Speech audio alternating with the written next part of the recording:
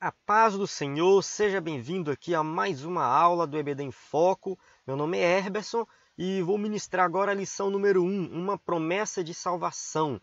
Essa lição aqui é a primeira lição do quarto trimestre do ano 2017 da CPAD.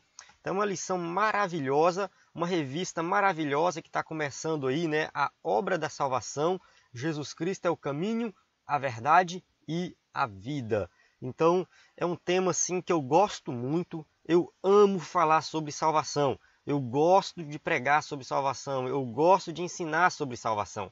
Então, eu particularmente achei um tema muito bom. Então, assim, a gente tem que procurar, né, oferecer o melhor na sala de aula. Se você que é professor da escola dominical, né, se prepare bem, estude bastante, assista vídeos, leia livros.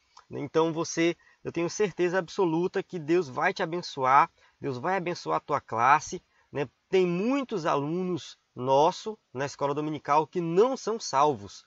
Então essa lição é uma oportunidade para que todos tenham conhecimento da verdadeira salvação, dessa maravilhosa salvação.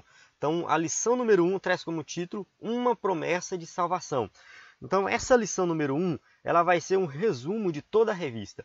Então aqui a gente vai ver um pouquinho do que vai ser estudado durante todo o trimestre. Então é um trimestre inteiro falando de salvação. Então não se preocupe se você ainda não tem aquele conhecimento muito profundo sobre salvação para ministrar, porque você pode ir adquirindo esse conhecimento, né, com o passar aí das semanas, mas você não pode ficar de braços cruzados, né? Você tem que se capacitar e o EBD em Foco está aqui também com esse propósito de lhe ajudar a ter um conhecimento maior sobre o assunto que você vai ensinar na classe lá da escola dominical. Então, pode contar comigo aí, né, com toda a equipe do EBD em Foco para que você possa ter aí, né, esclarecer todas as suas dúvidas com relação à salvação. Essa aula ela será ministrada aqui com um slide em PowerPoint que você pode aí baixar esse slide no site ebdemfoco.com. Se você já se cadastrou no site, se você já é assinante, eu agradeço por isso. Fico feliz, espero que você esteja gostando, né? Então deixe seu comentário. Se você estiver assistindo no YouTube, se inscreva no canal, clique em gostei. Vamos contribuir aí para que esse vídeo possa atingir um número maior de pessoas. Então vamos começar aqui a aula. O texto áureo diz assim: e porém inimizade entre ti e a mulher, e entre a tua semente e a sua semente. Esta te ferirá a cabeça, e tu lhe ferirás o calcanhar. Só um errinho de português aqui, a tua, né, seria separado, mas tá tranquilo, né? Eu estou olhando aqui que está na revista, então eu copiei direto, copiei e colei, né? Mas enfim, é uma passagem, né, Gênesis 3,15, uma passagem muito conhecida, né, que nós chamamos isso aqui de proto-evangelho. Então é a primeira vez que Deus fala do seu plano de salvação. Então a gente vai estudar esse versículo lá no tópico 3, né? Vamos entender melhor o que esse versículo quer dizer. Verdade prática, a promessa da salvação foi a resposta amorosa de Deus para reconciliar consigo mesmo o ser humano. Então, o próprio Deus tomou a iniciativa de trazer de volta o ser humano. Então, é isso que é salvação. Então, é uma iniciativa divina para reconciliar o ser humano consigo mesmo. Então, a gente vai também entender melhor o que essa verdade prática quer dizer aqui no decorrer da lição. A leitura bíblica em classe se encontra em Gênesis 3, de 9 a 15, a passagem ali, né, da queda, né? Eu costumo não fazer essa leitura porque eu quero ganhar tempo aqui no vídeo e suponho que você já fez a leitura. Se você não fez, faça agora. É uma leitura que é curta, mas que ela vai ser muito importante para a lição. Eu vou falar dela lá na frente, então a gente vai detalhar um pouco dessa leitura lá na frente. Bem, vamos para a introdução. A introdução diz o seguinte: a salvação é um processo imediato, conversão, e contínuo na vida do crente, santificação. Então é o seguinte, o crente ele se converte em um momento ali e depois ele continua santificando sua vida com o passar do tempo, crescendo em santidade. Então ela tem esses dois aspectos principais. Ela tem um terceiro aspecto que é chamado de glorificação, que é no final de todas as coisas. Então a gente vai aí ver todos os aspectos da salvação nessa lição. É necessário que o nascido de novo conheça todos os benefícios que essa dádiva, por intermédio da morte de Cristo, outorgou-lhe na cruz.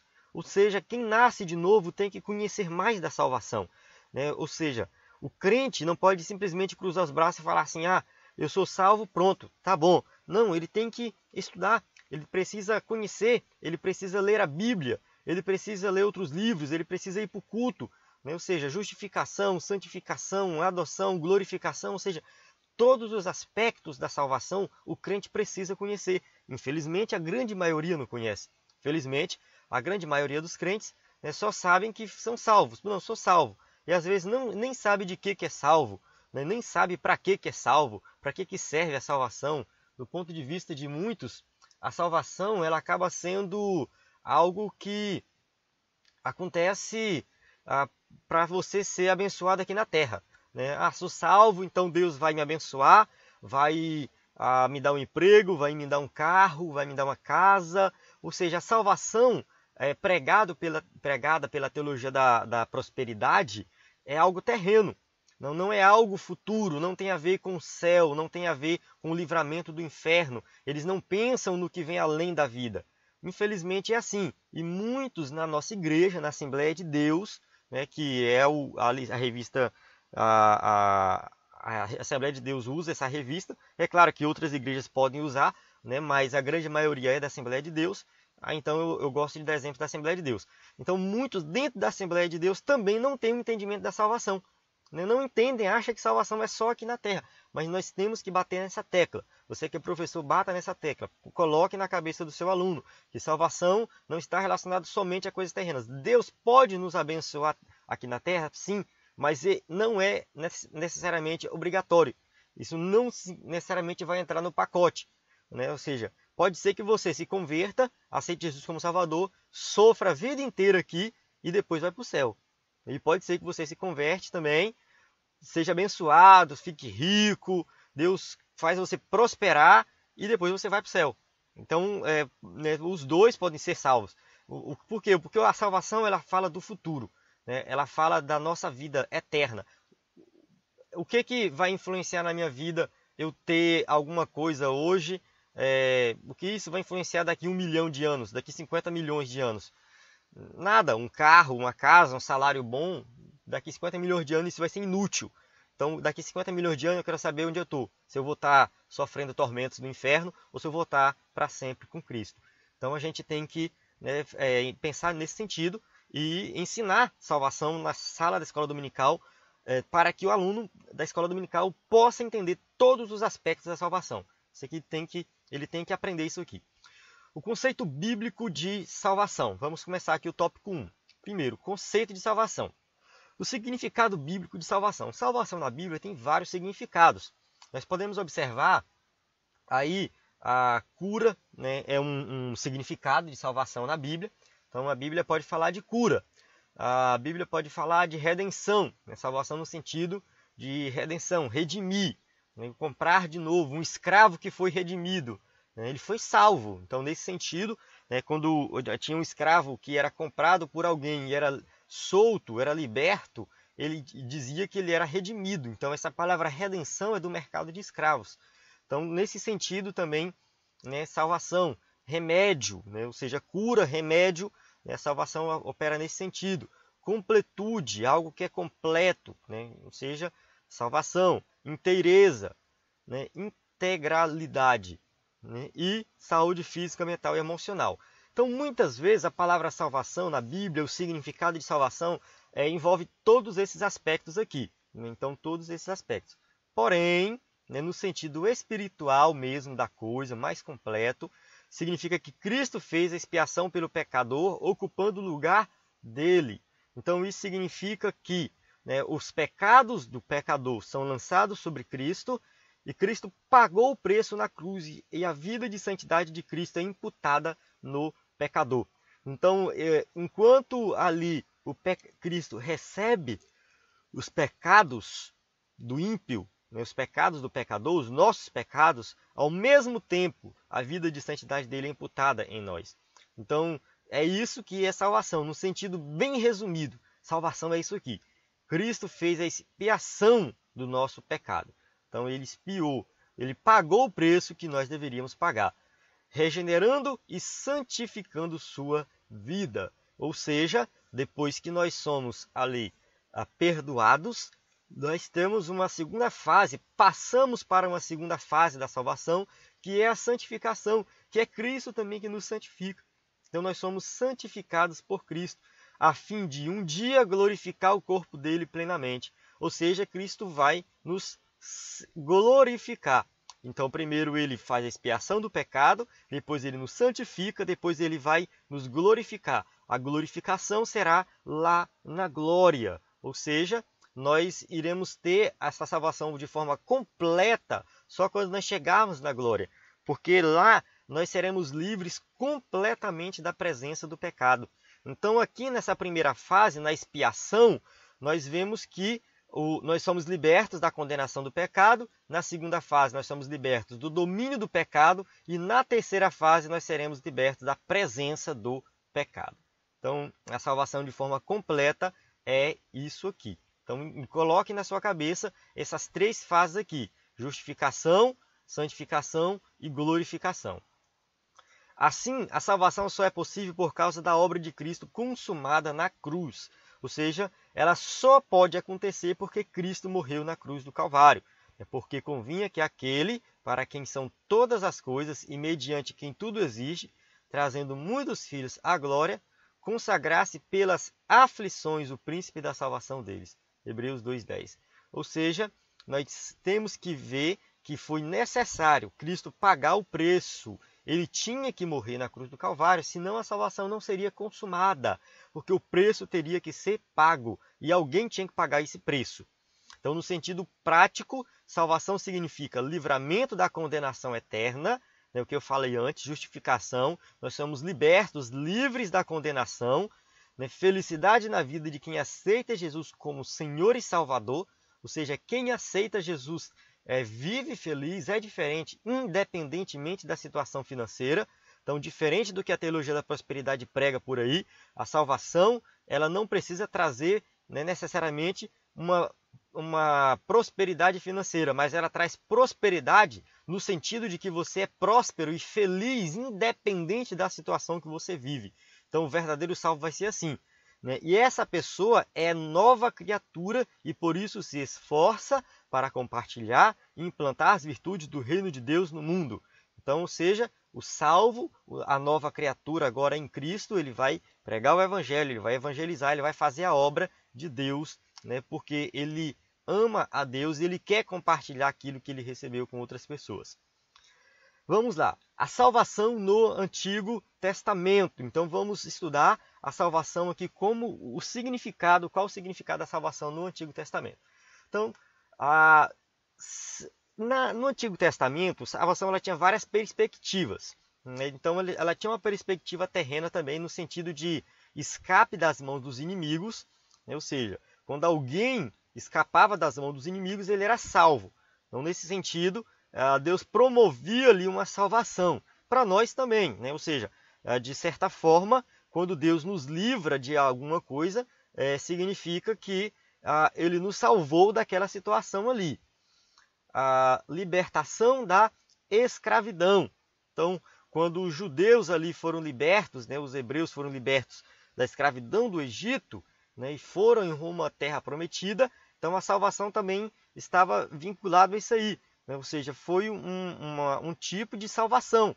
Né? E essa salvação aqui deles tipifica a nossa salvação. Eles saíram do Egito e foram para a terra prometida. Nós saímos do mundo, estamos caminhando para o céu. Então, é uma tipificação. Então, eles foram salvos, foram libertos. E estabelecimento de qualidades morais e espirituais. Ou seja, a salvação também implicava em viver uma vida moral e espiritual diferenciada. Então a gente observa Sadraque, Mesaque, Abednego, Daniel, ou seja, ali, né, falando o nome hebraico deles, Daniel, Misaías, Azarias, ou seja, eles tiveram ali na Babilônia um comportamento diferenciado. Ou seja, eles mostraram que eles não eram iguais, né, aos povos de lá, que comia todo tipo de carne. Eles não comiam todo tipo de carne. Então eles tinham um comportamento moral e espiritual diferenciado, né? E isso significava também salvação. Nesse sentido, se eles eram salvos, se eles serviam a Deus, eles tinham que ter um comportamento diferenciado. Nessa perspectiva, né, diante das calamidades naturais que aconteciam, das perseguições e da escravidão, da doença e da morte, o Altíssimo prometeu, né, salvação ao seu povo no sentido de libertá-los, ou seja, ele vai livrar das calamidades, ele vai libertar da escravidão, né, ou seja, vai livrar, vai curar. Então a gente tem várias passagens bíblicas aqui que vão falar nesse sentido. Aqui a gente tem pouco tempo para, né, falar dessas passagens, mas está aqui as passagens para você procurar. Então sente, procura essas passagens, né, e também na sala de aula coloque os seus alunos para ler isso aí, pelo menos um de cada lado aqui. Então no sentido de que Deus estava ali disposto a salvar o seu povo de todas as situações que poderiam ali acontecer na vida deles, né, que sejam ruins ou más.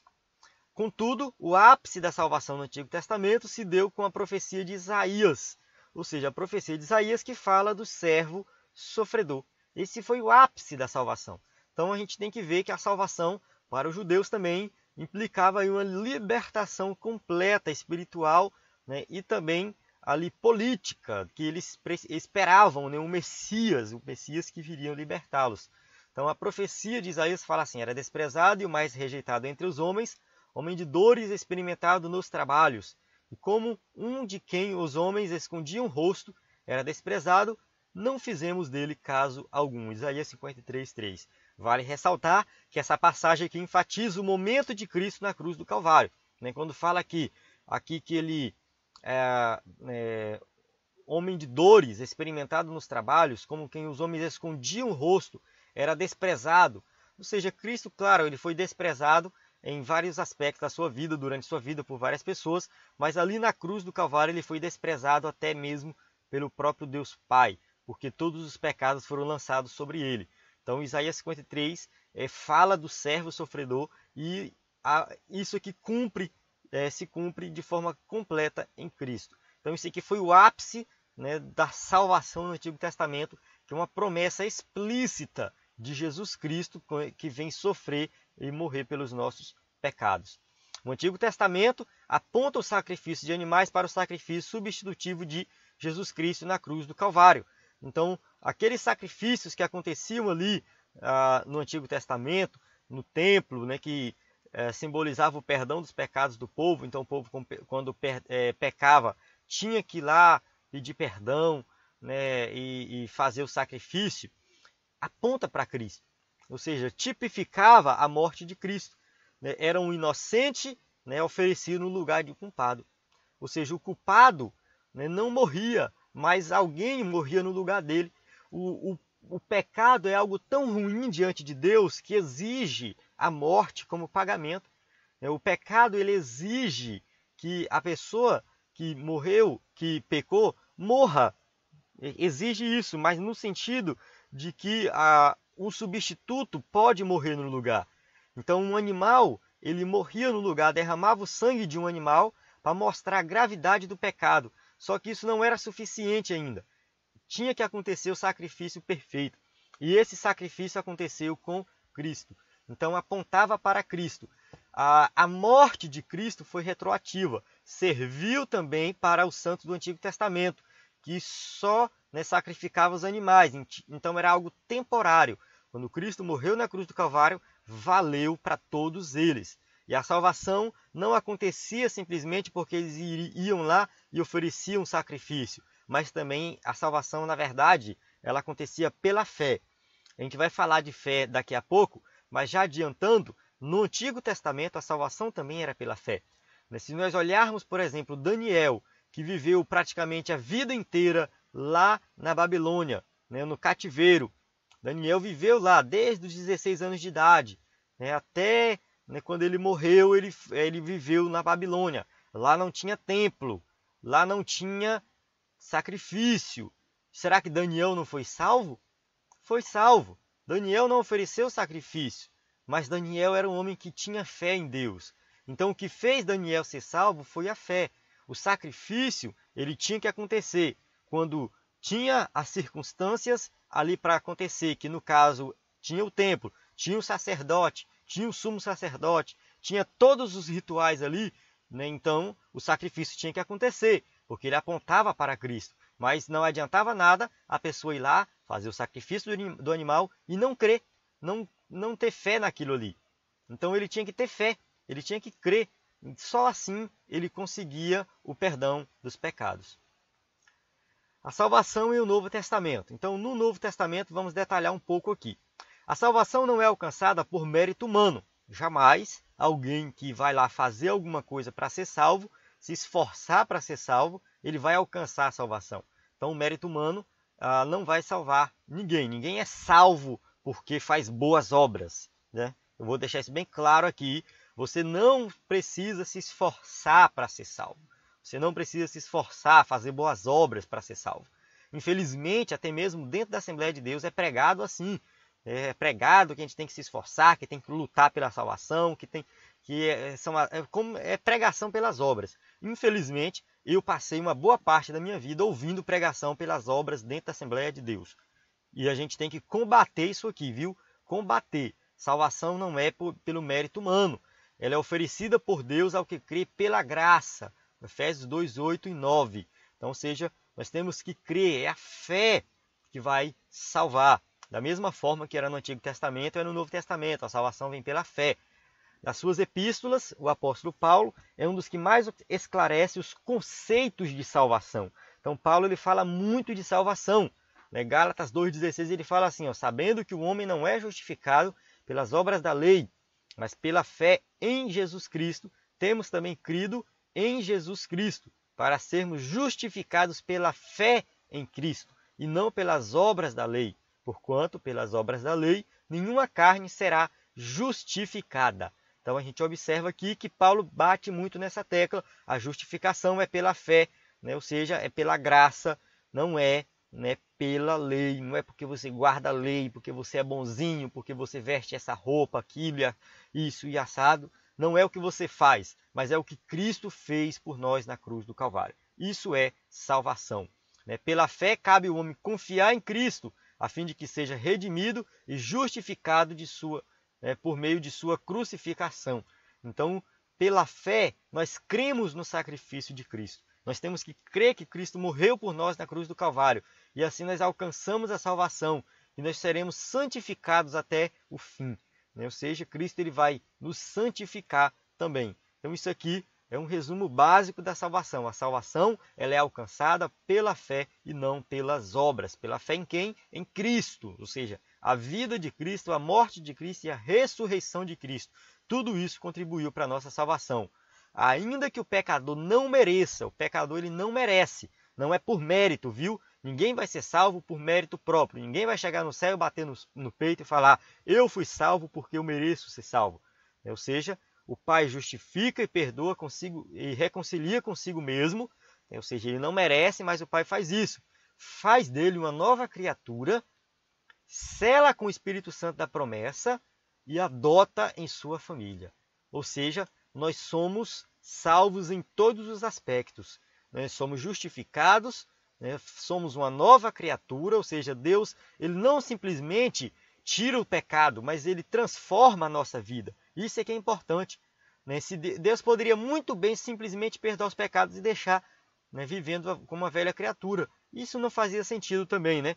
A salvação, para fazer sentido, nós temos que ser uma nova criatura, viver de forma diferenciada. Temos que ter o Espírito Santo dentro de nós e fazemos parte agora da família de Deus. Só é filho de Deus, de fato, quem crê em Cristo Jesus. Assim, o Espírito Santo capacita o crente a viver em santidade, que transformará o nosso corpo abatido para ser conforme o seu corpo glorioso, segundo o seu eficaz poder de sujeitar também a si todas as coisas. Filipenses 3:21. Então esse versículo que ele fala mais da glorificação. Mas antes de nós sermos glorificados, nós seremos santificados, iremos crescer em santidade. Com o passar do tempo, nós começamos a entender mais sobre salvação. Com o passar do tempo, nós começamos a conhecer mais sobre o amor de Deus, amar o próximo, e isso vai fortalecendo nossa vida. Nós vamos crescendo, né, na vida espiritual, mortificando a força do pecado, assemelhando com Cristo. Então o pecador, aos poucos, vai matando ali aqueles desejos pecaminosos e vai parecendo cada vez mais com Cristo. A importância da doutrina da salvação. Tópico 2. Agora nós vamos falar aqui por que essa doutrina é tão importante. A grandeza da salvação. Embora haja na vida do crente um momento de conversão, um momento que ele vai lá, aceita Jesus como Salvador, entrega sua vida a Cristo, é necessário ter o desejo de conhecer mais a verdade de Deus. Ou seja, nós temos que conhecer mais de Deus. Não é só simplesmente ir lá na frente, aceitar Jesus e pronto, acabou, não vou fazer mais nada, vou cruzar meus braços. Não, nós temos que conhecer, temos que saber mais sobre essa maravilhosa salvação. A 1 Timóteo 2,4 diz que quer que todos os homens se salvem e venham ao conhecimento da verdade. Então essa palavra conhecimento, ela está relacionada aí a algo contínuo na vida da pessoa. Ela tem que conhecer mais. Hoje eu conheço de salvação mais do que ontem e mais do que antes de ontem. E amanhã eu tenho que saber da salvação mais do que hoje. Então é um processo contínuo de conhecimento, ou seja, nós vamos conhecer mais sobre essa maravilhosa salvação, conhecer mais sobre Deus, conhecer mais sobre Jesus, mais sobre o Espírito Santo, mais sobre tudo que está relacionado à vida cristã. Nesse sentido, deve-se tomar o capacete da salvação. A gente vê Efésios falando, Paulo escrevendo ali para a igreja de Éfeso, Efésios 6,17 diz assim: tomai também o capacete da salvação e a espada do Espírito, que é a palavra de Deus. Então o capacete da salvação aí faz parte das armaduras, do crente. Isso aqui vem para capacitar o crente, tirar toda dúvida, porque Satanás ele quer colocar dúvida na vida do crente. Então o Satanás quer colocar dúvida acerca da salvação, então quer impedir as pessoas de conhecerem mais, da salvação, conhecer mais sobre Deus. Então a gente tem que estar preparado, armado aí, para compreender o que Jesus fez. Então vamos lá. A salvação abrange todas as dimensões da vida. Então todos os aspectos da vida estão relacionados aí à salvação. É muito simples vivenciar a salvação, basta crer. Você crê, você é salvo. Visto que com o coração se crê para a justiça e com a boca se faz confissão para a salvação. Romanos 10:10. Ou seja, como que eu sou salvo? Se eu crer. Ou seja, você tem que crer, é pela fé. Você crê em Jesus, confessa com sua boca, crê no seu coração, confessa que Jesus é Salvador. E aí você é salvo. Então ela é simples de ser vivenciada. Porém, o processo de aperfeiçoamento dos santos pode ser lento e demorado. Ou seja, esse processo é o processo de santificação. Aí, ao passar do tempo, ele vai acontecendo aos poucos. Então, o momento ali de se converter é instantâneo. É instantâneo. Num momento você não é salvo, no outro você é salvo. A fé vem no seu coração, você crê. Mas o momento ali de aperfeiçoamento ele é longo, demorado, é um processo lento, que dura por toda a vida. Embora a salvação seja um processo imediato, alcançado por meio do sacrifício de Cristo, ou seja, o pecador crê em Cristo e ele se torna uma nova criatura, é imediato isso aqui, viu? Ele já é salvo, é imediato, se ele morrer naquele momento ele já vai para o céu. Então a gente olha o pecador, aquele ladrão na cruz, imediatamente, ele foi salvo, ele creu em Jesus ali, e Jesus falou, hoje estarás comigo no paraíso, então ele foi salvo de imediato. Então a salvação é alcançada de forma imediata, quando nós cremos aí no sacrifício de Cristo, na vida de Cristo, na ressurreição de Cristo. O aperfeiçoamento ele é diferente. Esse aperfeiçoamento se dá por meio da assimilação e da vivência constante na dependência de Deus. Ou seja, o crente tem que viver dependendo de Deus o tempo todo. Então a santificação, aí é com o tempo, esse processo, né, de vivência diária com Deus, de crescimento espiritual, nós chamamos de santificação. Então o crente ele tem que estar o tempo todo santificando a sua vida. E Jesus ele está lá no céu, né, mas o Espírito Santo está dentro de nós. Então o Espírito Santo, que também é Deus, está dentro de nós. Ele nos ajuda e nos auxilia nesse processo de santificação. Nós não estamos sozinhos. Para se apropriar dos benefícios da salvação, devemos alcançar todos os benefícios da salvação. O livramento da condenação do inferno. Olha só. Justificação, que eu já falei. Né? O que é a justificação? É quando nós somos livres da condenação. Então, quando nós cremos em Cristo no momento pontual, a partir dali, nós já somos livres da condenação. A libertação do poder do pecado e do poder das trevas. Então, o crente ele é livre em Cristo e o pecado não tem mais domínio sobre ele. Então, na santificação significa isso, que o pecado ele não domina mais o crente. Né? O ímpio ele é dominado pelo pecado. Ele faz tudo o que o pecado quer. Já o crente é diferente, ele não é dominado pelo pecado. Então ele é servo de Deus e não mais servo do pecado. A vida segundo o Espírito, porque é o Espírito que capacita o crente a viver uma vida de santidade. Então ele vive uma vida segundo o Espírito. Devemos também experimentar aí a redenção em Cristo. Então experimentar a redenção em Cristo é nós também oferecer a Deus o nosso melhor, no sentido de sempre estar ali lembrando do que Cristo fez por nós na cruz do Calvário. E muitas vezes nós temos que sacrificar algo.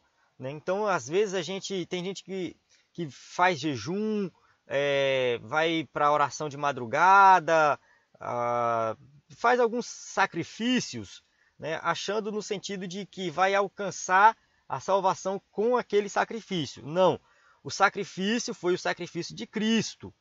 Nós já alcançamos a salvação por meio do sacrifício dele. Só que às vezes nós temos também que fazer alguns sacrifícios no sentido de experimentar ali a redenção, de participar também do sacrifício de Cristo, do sofrimento dele.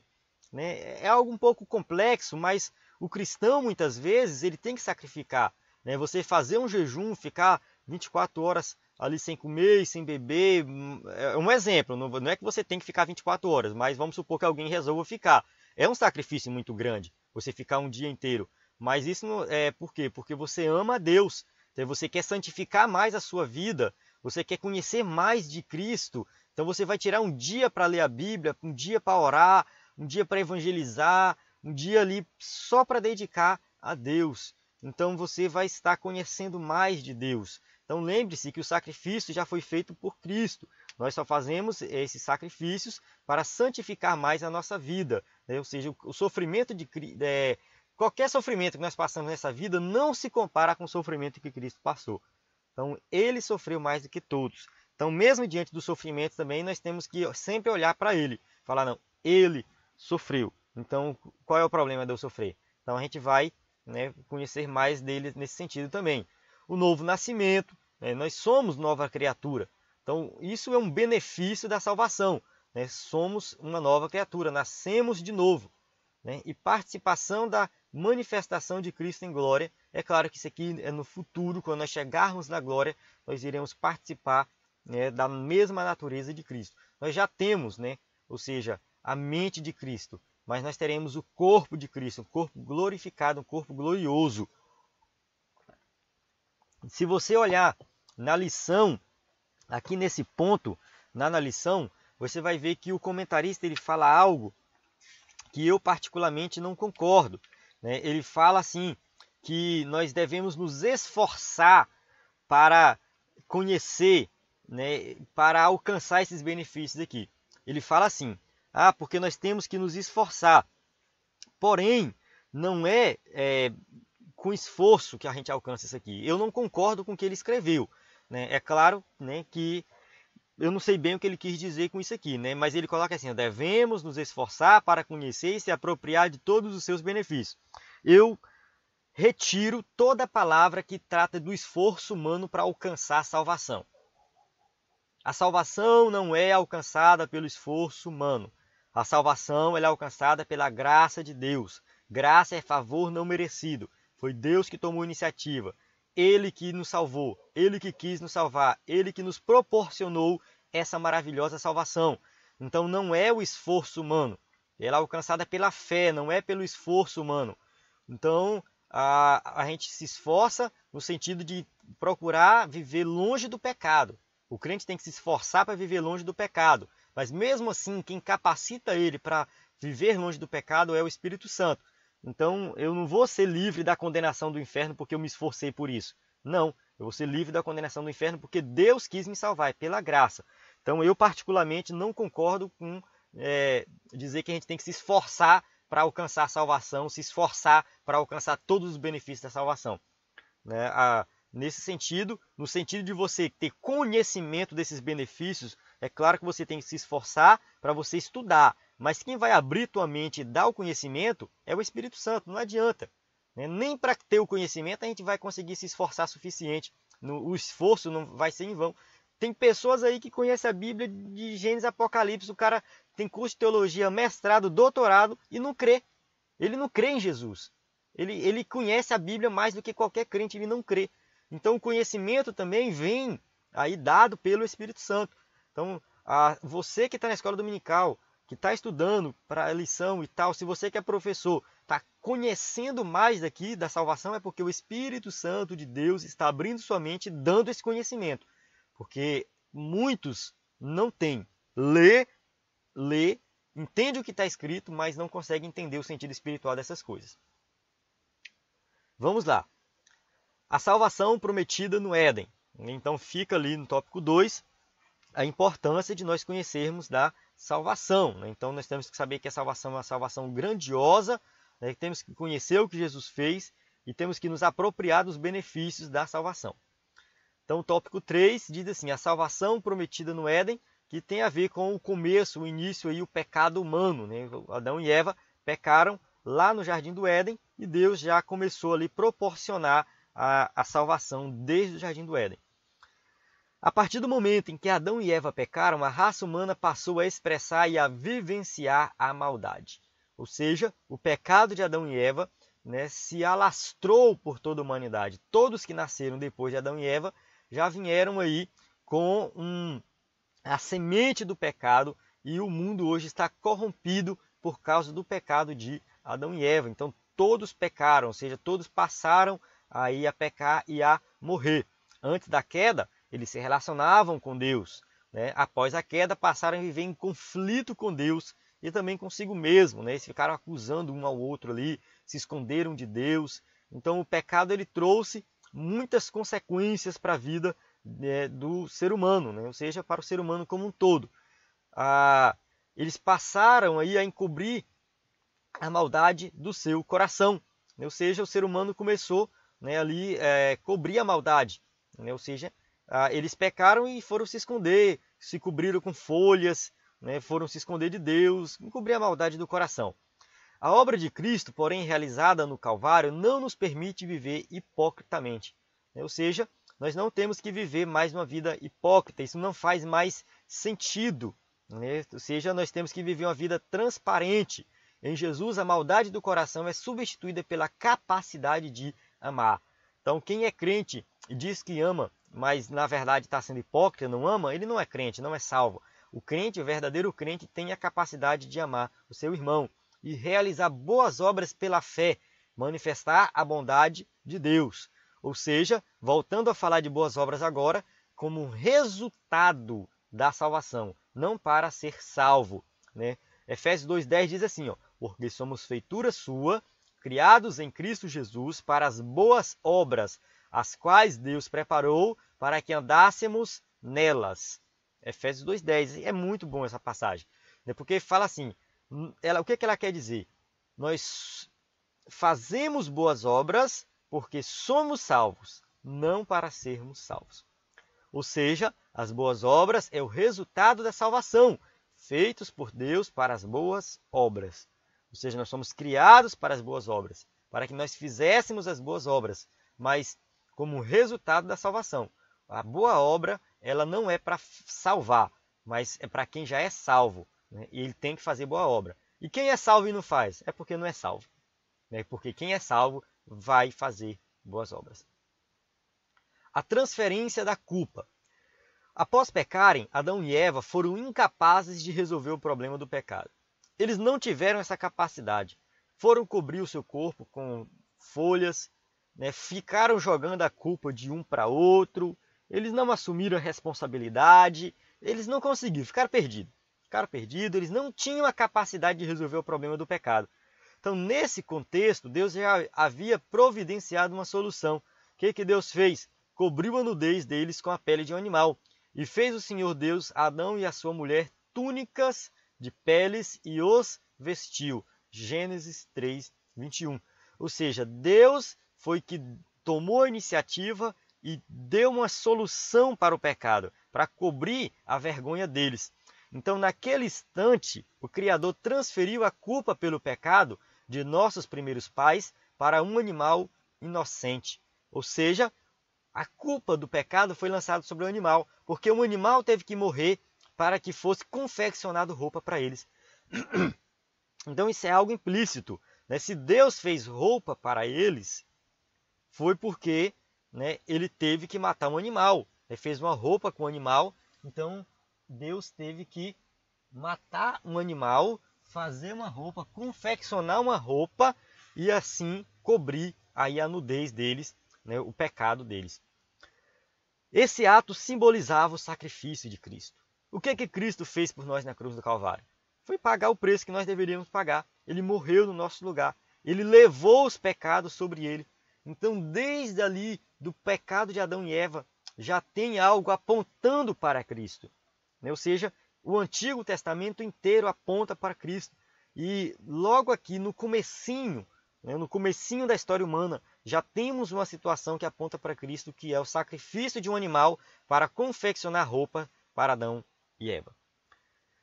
Satanás esmagado e o pecado vencido.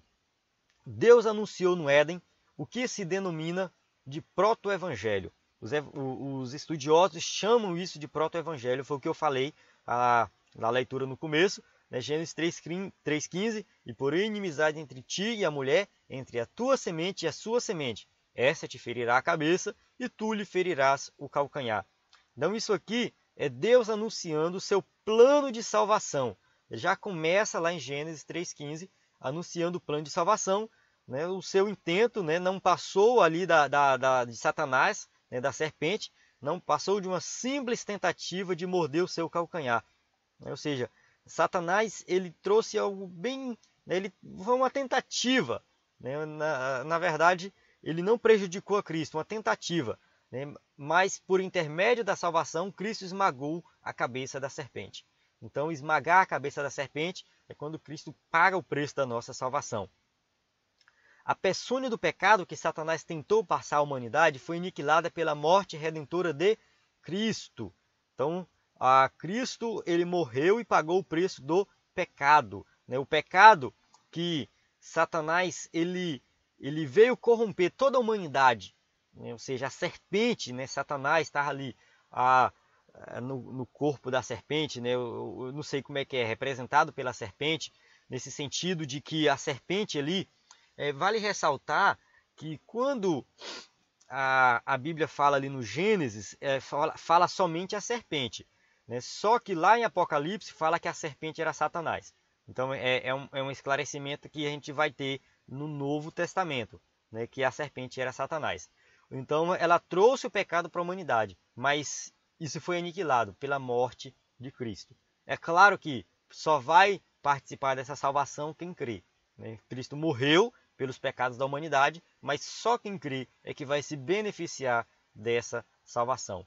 Venceu o pecado na cruz. Foi isso que Cristo fez. Porque isto é bom e agradável diante de Deus, nosso Salvador, que quer que todos os homens se salvem e venham ao conhecimento da verdade. 1 Timóteo 2, 3, 4, um versículo até que a gente já leu anteriormente, que nesse sentido de que todos podem, né, alcançar a salvação se crê no Evangelho. Então quem crê no Evangelho vai ter aí o que Satanás fez com a humanidade, que foi colocar o pecado, né? Ou seja, vai ter isso aniquilado. A semente do pecado que Satanás colocou vai ser aniquilada, né, pela cruz, né? Ou seja, pelo sacrifício de Cristo na cruz do Calvário. Então a gente encerra aqui a aula. Embora o homem tenha contrariado o plano divino, desprezando o grande cuidado de Deus e dispensado a ele no Éden, o Criador imediatamente lhe providenciou um substituto através da morte de um animal, apontando dessa forma para Cristo. Então, mesmo que o homem errou, pecou, o que Deus fez ali, deu tudo para o homem foi lá e pecou, né, errou, não valorizou aquilo que Deus deu para ele. Deus já providenciou ali um substituto, né, através da morte de um animal, então, que aponta para Cristo. Então, a salvação só acontece em Cristo. Então, portanto, no Éden, Deus apresenta duplamente, né, o Redentor, proferindo a promessa de salvação e sacrificando o animal para vestir Adão e Eva. Então, a gente vê que Deus ele se preocupa com a humanidade. Ele quer salvar. Então, desde o início, ele já vem providenciando meios para o ser humano se salvar. E o meio que ele providenciou, que ele fez, que traz a salvação de forma completa, é Cristo. Não existe salvação fora de Cristo. Ninguém vai ser salvo por meio de outra pessoa, em outra religião. Não. A salvação só acontece em Cristo. É Cristo que morreu, foi Cristo que morreu por nós na cruz do Calvário, pagou o preço e somente a fé nele é que traz salvação. Que isso fique bem claro, né, que todos possam entender isso aqui, confiar em Cristo para ser salvo. Encerro a aula, né, a gente tem as perguntas aqui para quem vai ministrar aí na escola dominical, as perguntas com animações, bibliografia recomendada, se você quer se aprofundar, tem um livro de apoio, Revista Ensinador Cristão, tem vários outros livros que falam de salvação, né, vão aparecer aí nas próximas lições. Aqui nos cursos do EBD em Foco, tem um curso que eu falo sobre as doutrinas bíblicas, e lá eu falo sobre salvação, a doutrina da salvação. Então você que quer se capacitar mais, que quer aprender mais, né, acesse o ebdenfoco.com, né, faça a sua assinatura, que inclua aí os cursos, e você vai entender mais sobre salvação e também sobre como ministrar uma boa aula, recursos didáticos, gestão do tempo, várias coisas aqui. Então acesse aí, eu tenho certeza absoluta que você vai ser ricamente abençoado, a sua vida vai ser diferente, você vai se preparar melhor para a escola dominical, você vai ministrar uma aula com recursos didáticos e vai ter muito mais conhecimento bíblico. Então acesse aí o conteúdo da escola dominical, ebdenfoco.com. A paz do Senhor, até a próxima aula.